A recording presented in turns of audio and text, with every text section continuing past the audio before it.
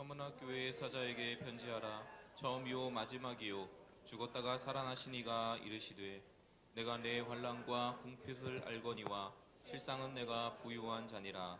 자칭 유대인이라 하는 자들의 비방도 알거니와 실상은 유대인이요 사탄의 회당이라. 너는 장차 받을 고난을 두려워하지 말라. 볼지어다 마귀가 장차 너희 가운데에서 몇 사람을 옥에 던져 시험을 받게 하리니 너희가 10일 동안 환난을 받으리라. 내가 죽도록 충성하라. 그리하면 내가 생명의 관을 내게 주리라. 귀 있는 자는 성령이 교회들에게 하시는 말씀을 들을지어다. 이기는 자는 둘째 사망의 해를 받지 아니하리라. 아멘. 네, 우리 지난주에 에베소 교회 살펴봤는데 오늘은 서머나 교회에 대해서 한번 살펴보도록 하겠습니다. 기업의 클라우드 서비스를 제공하는 업체인 스마트빌에서 직장인들을 대상으로 조사를 했습니다. 당신은 직장에서 격려 또는 칭찬을 얼마나 자주 듣습니까? 우리 학생들은 이렇게 학교라고 생각하면 되고 가정에서도 한번 생각해 보면 되겠습니다. 여러분들은 어떻게 칭찬을 많이 하기도 하고 또 격려를 많이 하기도 하고 그런 것들을 많이 듣기도 하십니까? 조사에 의하면요, 한 달에 한 번 칭찬을 듣는 사람이 47%였습니다. 그리고요, 1년에 한두 번 칭찬을 받는 사람이 21%, 듣지 못한다라는 사람이 23%. 항상 나는 약간 좀 항상 칭찬을 듣는 스타일이다. 하원이 항상 칭찬을 들어요? 그래요. 네. 제가 딱 했을 때 뭔가 싹 웃더라고요. 역시 내 얘기를 하는 거 9% 안에 자기가 든다는 거죠. 근데 저 그런 생각을 했어요. 1년에 한두 번 칭찬을 듣는 사람들은 제 생각엔 그랬어요. 혼나지 않은 거를 칭찬 듣는다라고 좀 착각하는 경우도 있지 않습니까? 그렇죠? 1년에 직장 생활을 하면서 한두 번 칭찬하는 정도면 제가 볼 때는 안 혼난 것을 칭찬을 받았다라고 좀 오해하는 것 같아요. 조사에 의하니까요, 거의 한 8, 90%가 칭찬과 격려를 제대로 듣고 있지 못하다라는 거예요. 여러분 책 다 아시죠? 읽어보지는 않았지만 칭찬은 고래를 읽어보지는 않았어요. 그렇죠? 근데 우리는 다 알기는 해요. 성공하는 사람들 7가지 습관 뭐죠? 읽어보지는 않았어요. 다 알기는 해요. 그렇죠? 그런 것들이 있어요. 그러니까 칭찬이 얼마나 힘이 있는 줄 아는 거예요. 격려라는 단어, encouragement라고 하는 영어 있잖아요. 그게 프랑스 말에서 유래가 됐대요. 근데 어떤 말에서 유래가 되냐면요, 마음을 주다라는 표현에서 유래됐대요. 마음을 주다. 그래서 딸아이가 그림을 그렸는데 잘했어 이거랑 너무 잘했어 이거랑은 좀 다르잖아요. 영혼이 있냐 없냐, 마음이 있냐 없냐 다르겠죠. 작가 마크 트웨인은 이렇게 말했습니다. 멋진 칭찬을 들으면요, 그것만으로도 2달을 살 수 있다라는 거예요. 멋진 칭찬만 해도요 2달을 살 수 있대요. 우리 옆 사람한테 이렇게 한번 칭찬해 볼까요? 오늘 너무 멋지세요. 그리고 이렇게 다시 한번 얘기합시다. 제 옆에 앉아주셔서 감사합니다. 당신이 옆에 있어서 오늘 은혜가 갑절로 넘칠 것 같아요. 왜 안 해요? 아멘만 하고. 빨리 하세요. 당신이 옆에 앉아서 은혜가 갑절로 넘칠 것 같습니다. 여러분 멋진 칭찬을 하면, 멋진 칭찬을 받으면요, 그걸로 2달을 살 수 있다는 거예요. 우리 칭찬을 몇 번이나 했어요? 3번이나 했죠. 제가 한 번 더 할게요. 여러분 같은 교인들이 있어서요, 제가 설교하는데 신이 납니다. 오늘도 은혜를 더 주실 줄 믿습니다.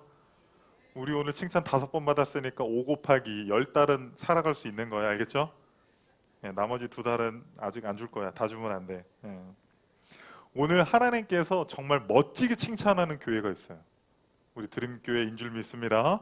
그런데 본문에는요, 드림교회가 아니라 서머나 교회입니다. 도시의 그 서머나라고 하는 도시의 특징을 살펴봐야 되겠죠. 서머나 교회는요, 항구 도시입니다. 에베소라는 지역에서 북쪽으로 56km 정도 올라가면 있는 도시인데요. 사도 바울 당시에는 3대 항구 도시가 있었어요. 이 아시아 지역에, 소아시아의 지역에. 첫 번째는 에베소, 두 번째는 밀레도, 세 번째가 서머나였습니다. 지난주에 배웠듯이 에베소는 상업적으로 가장 발전한 도시였어요. 서머나는 어떤 도시였을까요? 가장 소아시아에서 아름다운 도시였습니다. 웅변가 아리스티테스가 이렇게 말했어요. 그러니까 서머나를 막 찬양하는 시를 마구 썼고요. 그리고요, 무지개가 하늘에서 땅에 닿는 것 같은 비유를 통해서 서머나의 아름다움에 대해서 칭찬을 했습니다. 고고학자들이요, 당시 주화들을 한번 발굴해서 살펴보니까요, 주화에 이렇게 써 있었대요. 그 아름다움과 크기에 있어서 아시아의 으뜸이다. 어느 도시가요? 서머나가. 서머나가 이렇게 아름다운 도시였다라는 거예요. 그 4월 달에 그 성지순례 많이 가시더라고요. 성지순례가 이스라엘도 가기는 하지만 이 소아시아 7교회, 이 서머나도 방문을 하고 그리스도 방문을 하고 또 이제 로마까지 방문을 하는 일정이 있더라고요. 내년에 가면 가실 분? 4월에 둘이 갑시다. 우리 유빈이랑 셋이 갑시다. 네. 우리 한 뭐 내년이나 늦어도 후년까지는 같이 뭐 개를 하든 뭐 뭐를 하든 해서 이렇게 같이 한번 성지순례도 한 2년에 한 번, 3년에 한 번은 같이 가서 이렇게 말씀으로 들었던 그 아름다운 도시들 또 상황들을 한번 보기를 원합니다. 그리고 항구 도시였어요. 항구 도시니까 당연히 상업적으로 발달했겠죠. 서머나 도시는 조금 안전성에서 다른 도시들보다 좋았던 것은 무엇이냐면요, 지중해나 에게에서 서머나로 들어오는 그 입구가 굉장히 좁았어요. 그래서요, 육지의 끝과 끝에다가 쇠사슬을 연결해 놓으면 적으로부터 굉장히 안전하게 서머나 항구를 이제 유지할 수 있었고요.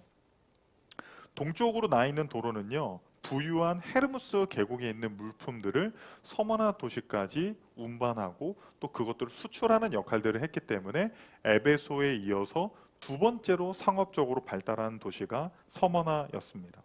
그런데 이 서머나의 놀라운 특징 중 하나는 뭐냐면요, 로마를 되게 좋아했어요. 로마. 여러분, 내가 성공하기 전에 찌질했을 때 친했던 친구와 성공한 이후에 친해진 친구랑은 그 깊이와 넓이가 같아야 달라요? 다르죠. 그런데 이 서머나는요, 로마가 전 세계를 제패하기 이전부터 로마를 좋아했어요. 로마와 굉장히 우호적인 관계, 약간 동생 국가로서 로마를 모셨습니다. 그래서요, 한 번은요, 로마 군대가요, 미드라다테스 원정에서요, 로마 군대가 굉장히 곤혹을 겪으면서 굉장히 어려운 전투 가운데 있었습니다. 겨울에 로마 병사들이 너무 추워하는 거예요. 그래서 서머나 사람들이요, 옷을 그냥 벗어서 로마 군사들에게 전달하는 일들까지 있었다라고 합니다. 그래서요, 로마의 정치인 키케로는요, 서머나를 가리켜서 우리의 가장 충성된 옛 동맹국 중 하나라고 그렇게 불렀고요. 굉장히 친로마적이었던 이 서머나에는요, 아시아 최초로 BC 195년에요, 로마의 신들을 위한 신전이 세워졌어요. 최초로. 그리고 AD 26년에는요, 티베리우스 신전이 세워지거든요. 티베리우스, 여러분, 티베리우스가 이름이 어떻게 되냐면요, 티베리우스 줄리어스 시저 아우구스투스예요. 한 사람입니다, 여러분. 이 티베리우스 신전이 로마의 두 번째 그 황제였던, 가장 강력한 황제였던 이 신전이 당시 10개 도시와의 경쟁에서 서머나가 이겼어요. 로마의 원로원들이 서머나가 그동안 오랫동안 우리와 우호적인 관계를 갖고 있는 동맹국이기 때문에 그 도시에 티베리우스 신전을 건립을 허락해 주었습니다. 그런데 이 도시에 교회가 세워져요. 놀라지 마십시오. 성경에는 그러한 기록이 없어요. 그런데 우리는 어떻게 유추할 수 있어요? 에베소에 3년 동안이나 사역했었던 사도 바울이 서머나를 방문해서 교회를 세웠을 수도 있고, 에베소에서 사역하고 있던 사도 바울의 소문을 듣고 서머나에 있는 사람들이 에베소까지 와서 말씀을 듣고 교회를 세웠을 수도 있습니다. 그런데 도시 간에 거리가 그렇게 멀지 않기 때문에 충분히 둘 다 가능한 이야기입니다. 아무튼 이 아름다운 서머나 도시에 교회가 세워졌고 그 교회를 향해서 사도 바울을 통해서 주님께서 말씀을 하시는데 그 주님에 대한 묘사가 7교회마다 전부 다 다릅니다. 주님에 대한 묘사가. 그런데 8절을 읽어보면 이렇게 되어 있어요. 처음이며 마지막이요 죽었다가 살아나신 이. 주님에 대한 묘사가 처음이요 마지막이라는 것은 뭐예요? 창조와 종말, 이 세상의 시작과 끝을 주관하고 있는 역사의 주관자 되시는 하나님을 나타낼 뿐만 아니라 죽었다가 살아나시니. 여러분 사실 우리 7교회를 계속 살펴보잖아요. 그러면 주님에 대한 묘사가요 각 교회의 상황들을 말하고 있어요. 왜 죽었다가 살아나신이라고 말했을까요? 이거는 설교 말미에 여러분들과 나누도록 하겠습니다. 우리 7교회는 총 4가지 구조를 살펴본다고 했죠. 첫 번째는 칭찬, 두 번째는 책망, 세 번째는 권면, 네 번째는 그들에게 줄 약속의 상급들에 대해서 이야기를 하고 있습니다. 첫 번째 칭찬부터 살펴보겠습니다. 9절 읽겠습니다. 내가 내 환난과 궁핍을 알거니와 실상은 내가 부유한 자니라. 자칭 유대인이라 하는 자들의 비방도 알거니와 실상은 유대인이 아니요 사탄의 회당이라. 제가 오늘은 조금 헬라어를 조금 많이 이야기하겠습니다. 의도치 않게 좀 많이 이렇게 나왔는데 헬라어 성경을 보면요 9절이 내가 안다로 시작해요. 내가 안다. 근데 알다라고 하는 헬라어 단어가 주로 이제 3가지가 많이 사용하는데 뭐 기노스코 그리고 에피스타마이 그리고 오이다 이 3단어가 많이 쓰여요. 첫 번째 기노스코는요 어떤 지식과 경험에 의해서 알다라고 할 때 사용을 하고 두 번째 에피스타마이는요 어떤 과학과 전문적인 지식을 통해서 안다라고 할 때 사용을 해요. 그런데 이 오이다는요 내가 안다, 오이다라고 하는 단어는 하나님의 전능하시고 전지하신 능력의 근거에서 안다라는 거예요. 그러니까 하나님이 우리 주님께서 오이다 하는 거예요. 내가 안다. 내가 너희의 상황을 안다. 내가 너희의 형편을 안다. 그러면서 뭐라고 말씀하세요? 내가 너희의 환난을 안다라고 이야기하고 있어요. 이 환난이라고 하는 영어 단어는 트리블레이션인데 라틴어 트리블룸에서 파생된 단어입니다. 이 라틴어 트리블룸은요 이런 뜻이 있어요. 타작마당에서 곡식의 껍질을 이제 껍질에서 알곡을 벗겨낼 때 도리깨로 막 두들기는 장면을 생각하시면 됩니다. 그리고 이 환란이라고 하는 헬라어 단어는 들립시스인데요. 이 익은 포도를 포도즙 틀에 넣고 큰 돌로 굴리고 밟으면서 포도즙을 짜내는 거예요. 그러니까 이걸 현대적으로 이제 번역을 하면 어떤 거예요? 믹서기에 넣고 갈아버리는 거예요. 믹서기에 넣고. 지금 현재 서머나교회 교인들의 환난을 당하는 어떤 구체적인 정황들이 나와 있지는 않지만 어떤 상황이라고요? 믹서기에 넣고 그들이 갈려지는 굉장히 고통스러운 상황을 주님께서 오이다 아신다라고 우리들에게 말하고 있는 겁니다. 두 번째는요 궁핍을 아신다라고 했어요. 궁핍이라고 하는 헬라어는요 프로키아라고 하는 단어거든요. 프로키아, 뭐 케이아라고 하기도 합니다. 그런데 너희들이 조금 없이 살고 가난하고 하층민이고 이런 표현이 아니에요. 이 헬라어 단어는요 그냥 nothing, 없다라는 거예요. 없다라는 거. 통장에 없다. 없다. 집도 없다. 가진 것이 완전히 없다라는 거예요. 아니 목사님, 이 서만한의 에베소를 이어서 두 번째로 상업적으로 번창한 도시였음에도 불구하고 왜 교인들이 아무것도 없습니까? 당시 법은요 로마 황제를 섬기지 않으면 그들이 어떠한 고위 관료라 할지라도 그 관직을 박탈하고요 그들이 갖고 있는 모든 재산을 압수하는 법안이 있었어요. 그러니까 그들은 교인이 되기 위해서 서머나교회 교회의 멤버가 되기 위해서는 무엇을 당해야만 했어요? 프로키아, 모든 것들을 내어주고 교인이 되어야만 했다라는 것이죠. 그런데 하나님께서는요 그들에게 이렇게 말하세요. 너희들은 부요한 자다라고 말하세요. 너희들은 부요한 자다라고 말하세요. 헬라어로 보면요 이렇게 돼 있어요. 오이다, 내가 안다. 너의 환난과 궁핍을. 그리고요 이렇게 나와요. 그러나 너희는 부요하다. 영어 성경 똑같아요. But you are a rich 해요. 너희들은 부자다라고 이야기하는 거예요. 아니 환난을 당하고 프로키야 아무것도 없다라고 말씀하셨잖아요.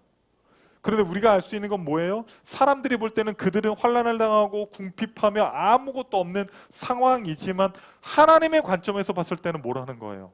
그들은 모든 것들을 소유한 부유한 자다라고 우리들에게 말하고 있다라는 것입니다. 고린도후서 6장 10절을 한번 읽어보겠습니다. 근심하는 자 같으나 항상 기뻐하고 가난한 자 같으나 많은 사람을 부유하게 하고 아무것도 없는 자 같으나 모든 것을 가진 자로다. 할렐루야. 할렐루야. 실패하는 것 같은데 아무것도 없는 것 같은데 뭐 친구들 중에 그런 친구들 있습니까? 분명히 우리들을 바라볼 때 내가 얘보다 결혼도 더 잘하고 내가 얘보다도 더 좋은 집에 살고 우리의 자녀들이 얘 자녀들보다 더 잘 돼. 그런데 나는 근심과 걱정과 염려 투성임에도 불구하고 아무것도 없는 것 같은데 근심하는 자여야 하는데 기쁨이 넘치고 할렐루야. 궁핍한 자 같으나 모든 부요와 모든 것을 소유하고 있는 자와 같이 사는 것이 우리 그리스도인의 비밀인 줄 믿으시기 바랍니다. 그리고 하나님께서는 그들의 사단의 회방을 하신다라고 했어요. 자칭 유대인이라 하는 자들의 비방도 알거니와 실상은 유대인이 아니요 사탄의 회방이라고 하는 거예요. 여러분 AD 70년에요 예루살렘이 완전히 멸망합니다. 그리고 나서요 많은 유대인들이 디아스포라 유대인이라고 해서 아시아와 유럽으로 또 북아프리카로 흩어집니다. 그 중에서도 유대인들이 가장 많이 모여든 장소가 어디냐면요 서머나였어요. 왜요? 항구 도시죠. 많은 외부인들이 왔다 갔다 하잖아요. 그러니까 토착민에 비해서 이방인 비율이 많아요. 그리고 유대인들은 뭘 잘하죠? 사고 파는 거, 상업적인 거 잘하잖아요. 그래서 유대인들이 어마어마하게 서머나에 몰려들었고 그들은 또 막대한 부를 거기서 얻게 되었습니다. 처음에 유대인들이랑 기독교인들이랑 사이가 좋았어요. 그런데 우리 기독교인들의 특징이 뭐예요? 전도하는 거잖아요. 그렇죠? 친해지면 전도하는 거잖아요. 그래서 유대인들을 전도하는 거예요. 그래서 막대한 유대인들이 유대교에서 기독교인으로 개종을 했습니다. 이것을 보고 유대인 지도자들이 어떤 굉장히 이제 위기감을 느끼고 이 기독교인들이 핍박하기 위해서 꼬투리를 잡는데 서머나 지방 관료들에게 어마어마한 뇌물을 바치고 저들이 로마 황제를 숭배하지 않으니 저들을 탄압해야 된다. 저들을 서머나 땅에서 완전히 전부 다 몰아내야 된다라고 하면서 유대인들이 앞장서서 기독교인들을 박해했다라는 것입니다. 그런데 하나님께서 이 유대인들을 뭐라고 하세요? 사탄이라고 부르는 거예요. 사탄이라고. 사탄이라고. 아니 유대인들은 믿음의 조상 아브라함의 후손인데 어떻게 사탄이 될 수가 있죠? 제가 그 중학교 때 교회 가야 되는데 친구가 교회 가지 말고 자기랑 놀자고 막 그러는 거예요. 그래서 제가 사탄아 이렇게 불렀던 적이 있습니다. 그 친구가 삐져가지고요 한 달 동안 저랑 말을 안 했어요. 네, 그래서 제가 그 마음을 풀어주더라고. 제가 얼마나 이렇게 노력을 했는지 모릅니다. 여러분 마태복음에 보면 예수님께서 십자가를 져서 죽어야 된다고 이야기했을 때 베드로가 뭐라고 말을 해요? 그리하지 마소서, 그리하지 마소서라고 하면서 베드로가 예수님을 말리죠. 그때 마태복음 16장 23절에 예수님께서 이렇게 말씀하십니다. 읽겠습니다. 예수께서 돌이키시며 베드로에게 이르시되 사탄아 내 뒤로 물러가라. 너는 나를 넘어지게 하는 자로다. 내가 하나님의 일을 생각하지 아니하고 도리어 사람의 일을 생각하는도다 하시고. 아니 베드로는 직업도 버리고 그물도 버리고 가족들도 버리고 예수님을 따라다니면서 3년 동안 동고동락을 했는데 지금 예수님의 수제자 베드로에게 뭐라고 말하고 있어요? 예수님이 사탄이라고 말하고 있는 거야. 사탄이라고. 그런데 그 이유가 뭐예요? 하나님의 일을 생각하지 않고 사람의 일을 생각하면 우리도 베드로처럼 그 유대인들처럼 사탄의 무리가 될 수 있다는 사실을 여러분 잊지 마십시오.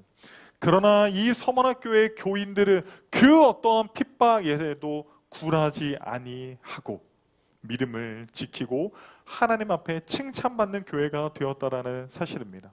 여러분, 이 서머나 교회는 얼마나 대단한 교회냐면요, 7교회를 살펴볼 때 우리가 칭찬, 책망, 권면, 상급 이 4가지 구조를 살펴본다고 했는데요, 책망이 없어요. 책망이. 여러분, 한 주간 어떻게 사셨습니까? 하나님 앞에 막 기도하시고 금식하시고 하나님의 기뻐하실 만한 일들을 아무리 많이 했다 하더라도 우리 모두가 주님 앞에 나아오기에 온전치 못하는 책망받을 만한 일들이 있는 줄로 압니다. 그러나 어려운 상황 가운데서도 이 서머나 교회는 책망받지 않고 사람들에게 손가락질 받을 수 있었으나 그러나 주님께 칭찬받았던 서머나 교회처럼 우리 드림교회가 저와 여러분이 주님께 칭찬받는 저와 여러분이 되기를 소망합니다. 두 번째는 권면입니다. 10절 읽겠습니다. 너는 장차 받을 고난을 두려워하지 말라. 볼지어다 마귀가 장차 너희 가운데에서 몇 사람을 오게 던져 시험을 받게 하리니 너희가 10일 동안 환난을 받으리라. 내가 죽도록 충성하라. 그리하면 내가 생명의 관을 내게 주리라. 두 가지 권면인데요. 첫 번째는요, 너희가 장차 받을 고난을 두려워하지 말라는 거예요. 이게 무슨 말이에요? 너희가 지금 현재도 고난을 받고 있지만 장차 미래에도 고난을 받게 된다는 거예요. 여러분이 지금 고난을 받고 있는데 여러분이 듣고 싶은 주님의 음성은 뭐예요? 사랑하는 아들아, 사랑하는 딸아, 곧 고난이 그치고 하나님이 주시는 복으로 네 삶이 가득할 것이다. 할렐루야. 우리 그 말을 듣고 싶잖아요. 저 이 성경을 보면서 너무 무서웠어요. 장차 받을 고난을 두려워하지 말아라. 지금도 고난이 있겠지만 앞으로도 고난이 있을 것이다. 할렐루야. 아무도 아멘을 안 하잖아요. 저도 아멘을 하고 싶지 않아요. 그런데 저는 어디서 위로를 받았냐면요, 두려워하지 말라라는 거예요. 고난이 찾아온다 할지라도 우리가 두려워할 이유가 전혀 없다라고 주님께서 말씀하시는 겁니다. 그 이유가 무엇입니까? 로마서 8장 36절, 37절 읽겠습니다. 기록된 바 우리가 종일 주를 위하여 죽임을 당하게 되며 도살당할 양같이 여김을 받았나이다 함과 같으니라. 그러나 이 모든 일에 우리를 사랑하시는 이로 말미암아 우리가 넉넉히 이기느니라. 고난을 받는데 우리를 뭐에 지금 비유해요? 도축장으로 끌려가는 소와 양과 같이 동물처럼 우리가 비유당하고 있다라는 거예요. 그 극심한 고난 가운데 믹서기에 간다고 생각해봐요. 믹서기에 손 넣어봐야 어떻게 되겠어요. 근데 거기에 사람이 들어간다고 한번 생각해 보십시오. 그러한 환난과 고난 가운데서도 우리는 우리를 사랑하시는 주님으로 말미암아 우리가 넉넉히 이기게 될 줄 믿습니다. 두 번째 권면은요, 네가 죽도록 충성하라는 거예요. 죽도록 충성하라. 우리가 충성할 때 어떻게 충성해야 됩니까? 죽도록. 전부 다 순교자가 되라고 말씀하시는 건 아닙니다. 저는 이 죽도록에 대해서 제가 한번 좀 이렇게 주석 같은 걸 살펴보니까 많은 학자들이 두 가지로 나타내더라고요. 태도를 말하는 거예요. 태도. 죽을 힘을 다해서. 우리가 하나님을 섬길 때, 우리가 충성할 때 죽을 힘을 다해서 어떤 그런 태도를 보여주는 거고요. 두 번째는요, 어떤 기간을 뜻해요. 처음에 조금 하다가 그런 말 있잖아요. 처녀적 믿음, 시집 가봐야 안다, 그런 말이 있잖아요. 어느 기간에는 하나님을 막 열심히 섬기다가 어느 순간 그냥 주님에 대한 사랑과 주님에 대한 충성이 사라지는 사람들이 있어요. 그런데 어떻게 말합니까? 주님께서 죽을 각오를 언제까지? 죽을 때까지 하나님 앞에 충성하라고 이야기하고 있다라는 거예요. 그렇게 죽도록 충성하는 자들에게 하나님께서는 약속된 상급을 주십니다. 우리 요한계시록 2장 10절, 11절 읽겠습니다. 너는 장차 받을 고난을 두려워하지 말라. 볼지어다 마귀가 장차 너희 가운데에서 몇 사람을 오게 던져 시험을 받게 하리니 너희가 10일 동안 환난을 받으리라. 내가 죽도록 충성하라. 그리하면 내가 생명의 관을 내게 주리라. 귀 있는 자는 성령이 교회들에게 하시는 말씀을 들을지어다. 이기는 자는 둘째 사망의 해를 받지 아니하리라. 첫 번째는 생명의 면류관을 주신다는 거예요. 생명의 면류관. 이 면류관이라고 하는 이 헬라어 단어는 보통 두 가지로 쓰이는데, 첫 번째는 디아데마입니다. 이거는 고대 왕들이 썼던 이제 왕관을 뜻해요. 왕관을. 그래서 이집트의 프톨레미가요, 안디옥을 점령했을 때 이 디아데마를 두 가지로 썼습니다. 첫 번째 디아데마는 아시아를 점령한 디아데마. 두 번째 디아데마는 이집트의 왕권을 나타내는 디아데마였다라는 거예요. 그런데 사도 요한이 쓴 헬라어는 디아데마가 아니라 스테파노스예요. 스테파노스는 고대 그리스나 올림픽 경기에서 1등한 사람에게 쓰여주는 면류관이라는 거예요. 달리기, 마라톤 있죠? 뭐 창던지기, 레슬링, 그러한 경기에서 1등한 우승자에게 씌워주는 것이 스테파노스였습니다. 그러니까 많은 사람들에게 스테파노스는 어떤 상징이었어요? 승리의 상징일 뿐만 아니라 기쁨의 상징이고 명예의 상징이라는 거예요. 그런데 여러분, 아무나 그 스테파노스를 쓸 수 있어요? 아무나? 여러분, 올림픽에 나가서 금메달 따는 게 쉽습니까? 막 땀을 흘리고 막 고통스러운 훈련들을 겪고, 그리고 어떤 순간에는 막 잘 되지 않아서 막 눈물까지도 흘리는 극심한 훈련이 필요하다라는 거예요. 하나님께서 이 서문학교에게 하시는 말씀이 무엇입니까? 너희가 죽도록 충성할 때 너희에게 환난이 있고 궁핍이 있다 할지라도 내가 반드시 그 길 끝에는 생명의 면류관을 너희들에게, 그 스테파노스의 면류관을 씌워주겠다라고 약속을 하고 있다라는 것입니다. 두 번째는 무엇입니까? 둘째 사망의 해를 받지 않게 한다라는 거예요. 여러분, 이 둘째 사망의 해라는 거는요, 요한계시록에 나오는 굉장히 독특한 표현입니다. 첫째 사망은 뭐예요? 우리 육신의 사망이죠. 둘째 사망은 무엇입니까? 우리의 영적인 사망을 뜻합니다. 누가복음 16장에 보면 부자와 거지 나사로가 나오죠. 이 땅에 살아갈 때 부자는 잘 먹고 잘 살았지만 나중에 죽어서는 어떻게 됐어요? 나사로는 아브라함 품에 안겼지만 부자는 지옥불에 떨어졌다라는 거예요. 사실 생명의 면류관과 이 둘째 사망의 해를 피해 주겠다라고 하는 건요, 같은 의미예요. 같은 의미.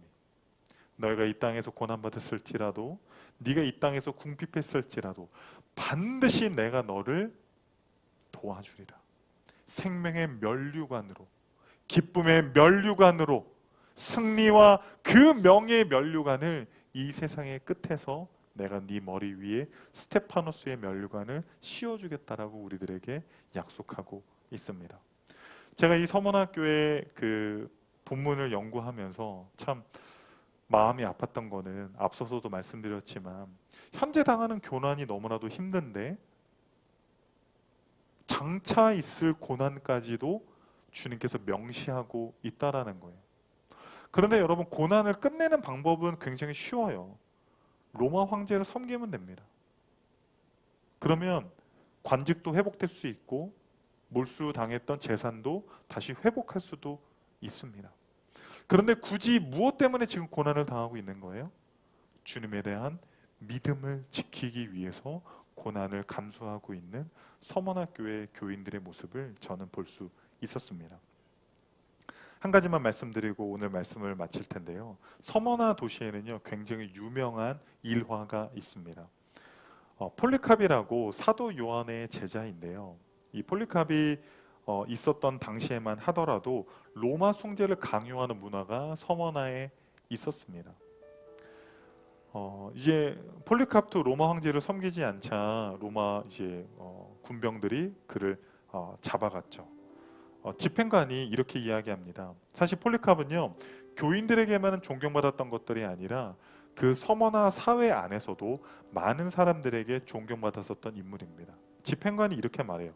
아니, 선생님, 가이사가 주님이라고 한마디만 하십시오. 그러면 선생님 살 수 있습니다. 어려운 일이 아닌데 왜 그렇게 안 하십니까? 폴리캅은 고개를 저으면서 오직 예수 그리스도만이 주님이시다라고 고백을 합니다. 서머나 총독이 그를 원형 극장 안에 놓고, 그리고 그를 화형시키기 위해서 나무들과 이제 강목을 갖다 놓고 다시 물어봅니다. 지금 예수를 부인하고 가이사를 주님이라고 말하면 너를 살려주겠다. 그런데 폴리캅이 이렇게 이야기합니다.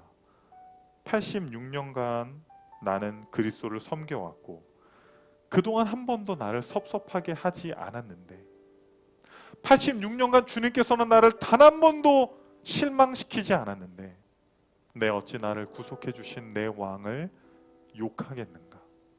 서머나 총독이 이 얘기를 듣고 막 분기탱천해서 당장 죽여버리겠다라고 막 위협을 하는 겁니다.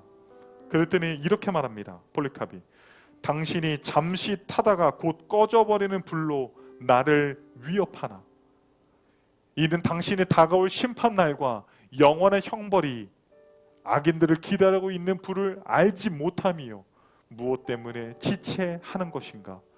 자, 지체하지 말고 원하는 대로 하시오. 여러분, 무엇이 이 폴리캅으로 하여금 이 순교하는 이 장면 가운데서도 두려워하지 않고 그가 능히 감당할 수 있었습니까? 그것은 폴리캅을 사랑하시는 그 하나님이 그와 함께 하셨기 때문에 그 화형이라고 하는 고통 가운데서도 넉넉히 이길 수 있는 힘을 주셨다라는 사실입니다. 사랑하는 여러분, 저는 오늘 서문화 교회를 바라보면서 두 가지 생각을 했습니다. 첫 번째는 이것입니다. 여러분, 고난 가운데 있으십니까? 혹시 핍박 가운데 있습니까? 어려움 가운데 있으십니까? 오이다. 하나님께서 알고 계십니다. 여러분들의 어려움을 알고 계시고 또 여러분들의 환난을 알고 계시고 여러분들의 두려움과 여러분들의 미래에 대한 불안함, 여러분의 모든 것들을 하나님께서 다 알고 계실 뿐만 아니라 그 주님이 여러분과 함께 계시기 때문에 우리는 반드시 넉넉히 이길 줄 믿습니다. 여러분 믿으십니까? 두 번째는 저는 이런 생각을 했습니다. 서문학교의 교인들은 예수 믿는 것 때문에 엄청난 핍박을 받고 있었어요. 직장에서 사직서를 내야 했습니다. 갖고 있던 모든 재산을 몰수당해야만 했습니다. 그럼에도 불구하고 그들은 믿음으로 교회를 지켰고 그들은 믿음으로 말미암아 현재의 고난이나 장차 다가올 고난을 두려워하지 아니하고 폴리캅처럼 순교의 자리에 기꺼이 나아갔다라는 사실입니다. 사랑하는 성도님들, 여러분들은 예수 믿는 것 때문에 핍박을 받고 있습니까? 예수 믿는 것 때문에 고난을 당하고 있습니까? 예수 믿는 것 때문에 여러분 정말 희생하고 계십니까? 저는 부끄러웠어요. 제 나름 희생하고 있고 제 나름 헌신하고 있다라고 생각했지만 내가 하늘나라 갔을 때 서문학교의 교인들 앞에서는 내가 헌신했다, 내가 희생했다, 내가 고난을 당했다라고 말할 수 있는 그 하나의 것도 없었다는 거예요. 7교회 교회를 놓고 주님께서 서문화교회를 책망하지 않은 이유는 여기에 있습니다. 그들은 주님께 전부를 드렸습니다. 여러분, 서문학교회 처음 주님에 대한 묘사 기억하시죠? 처음이고 나중이시고 죽었다가 살아나시니. 주님은 죽음으로 우리에게 모든 것을 주셨습니다. 죄로 말미암아 죽을 수밖에 없는 우리들을 위해서 죽음의 강물 가운데 떠내려가고 있는 우리를 불쌍히 여기셔서 우리 대신 십자가의 사랑으로 생명을 주심으로 말미암아 우리에게 모든 것을 주셨습니다. 우리 역시도 서문화교회 교인들을 본받아서 우리 주님의 사랑을 본받아서 그 주님께 전부를 드리는 저와 여러분이 되어서 서문학교의 교인들처럼 주님 앞에 섰을 때 칭찬받는 저와 여러분이 되기를 소망합니다.